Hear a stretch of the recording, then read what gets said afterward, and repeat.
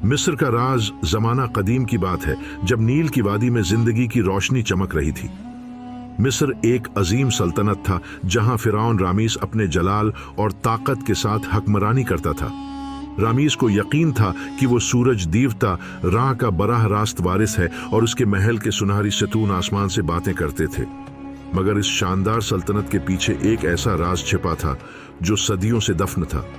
पहला मंजर, नील के किनारे एक गरीब किसान काफा अपनी जमीन पर हिल चलाता है। उसकी बेटी जाया, जो निहायत ज़हीन और खूबसूरत है, काफा की मदद करती है।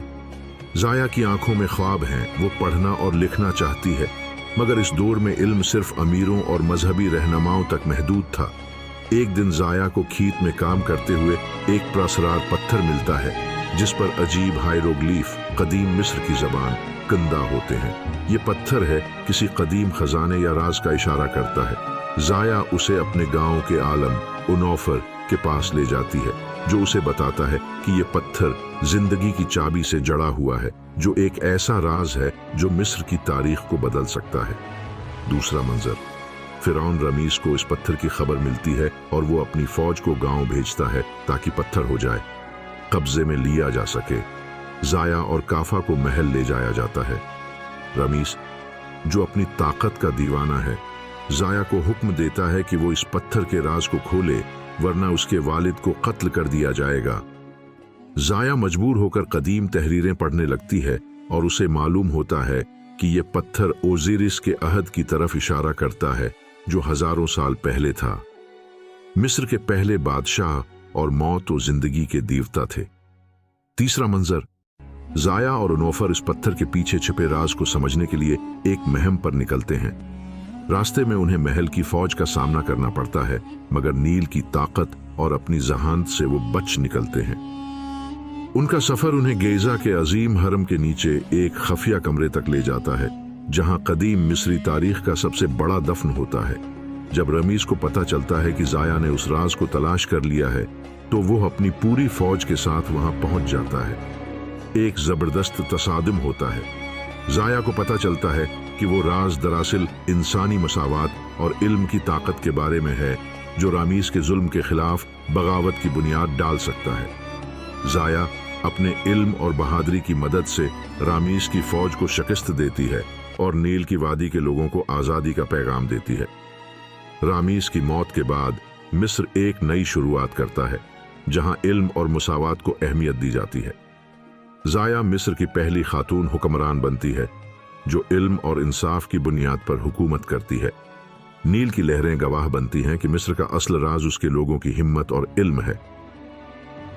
निया सूरज जाया की हुक्मरानी का आगाज उम्मीद के एक नए दौर के साथ होता है।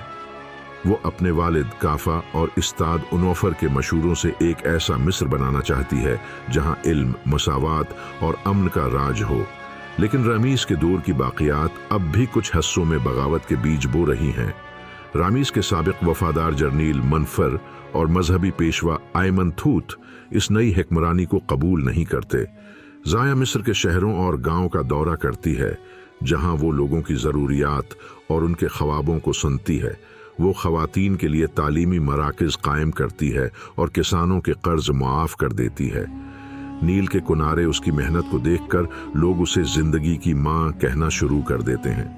मगर इन खुशहाल लम्हों के पीछे मनफर और ऐमन थूत अपनी साजिशों में मसरूफ़ हैं। मनफर एक पोशीदा फौज तश्कील देता है और ऐमन थूत कदीम देवताओं के नाम पर लोगों को जाया के खिलाफ भड़काता है। वो झूठा दावी करते हैं कि जाया ने जिंदगी की चाबी को देवताओं के खिलाफ इस्तेमाल किया है और उसी लिए कहत और नैल के पानी में कमी हो रही है।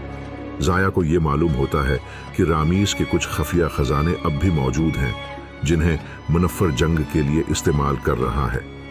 जाया अपने वफादार साथियों के साथ रामीस के खफिया खजाने को तलाश करने के लिए रेड सी के किनारे वाक़े एक कदीम कब्रिस्तान का सफ़र करती है। इस सफ़र में उनका सामना मनफर के कातिलों और कदीम जालों से होता है, लेकिन जाया की अक्ल और अनौफर की रहनुमाई उन्हें महफूज रखती है। कब्रिस्तान के अंदर वो एक कदीम तख्ती दरियाफत करती हैं, जिस पर एक प्रासरार पेश गोई दर्ज होती है। निया सूरज इसी के हाथों चमकेगा, जो अपनी जिंदगी दूसरों के लिए कुर्बान करेगा। एमनथूत और मुनफिर जाया को कमजोर करने के लिए नील के किनारे एक गांव पर हमला करते हैं। जाया अपनी फौज को साथ लेकर गांव को बचाने के लिए पहुंचती है। एक जबरदस्त जंग होती है जहां जाया का बहादुर सपा सालार आकूर अपनी जान कुर्बान कर देता है। गांव बच जाता है, मगर जाया को एहसास होता है कि यह जंग खत्म नहीं हुई। जाया अपनी आवाम के सामने ये ऐलान करती है कि मिस्र को सिर्फ तलवार से नहीं बल्कि इल्म और यकजाती से बचाया जा सकता है। वो लोगों को मुनफिर और एमनथूत के खिलाफ मुत्हाड करती है। नील के किनारे एक अजीम जंग होती है जहां जाया की हिकमत और लोगों का इत्तेहाद मुनफिर है कि फौज को शिकस्त दे देता है। एमनथूत भागने की कोशिश करता है, लेकिन एक प्रासरार जलजले के दौरान जमीन में दफन हो जाता है। जाया तख्ती की पेशगोई के मुताबिक अपनी जिंदगी को लोगों के लिए वक्फ कर देती है। वो जिंदगी की चाबी को एक महफूज जगह पर छिपा देती है ताकि कोई भी उसका गलत इस्तेमाल न कर सके।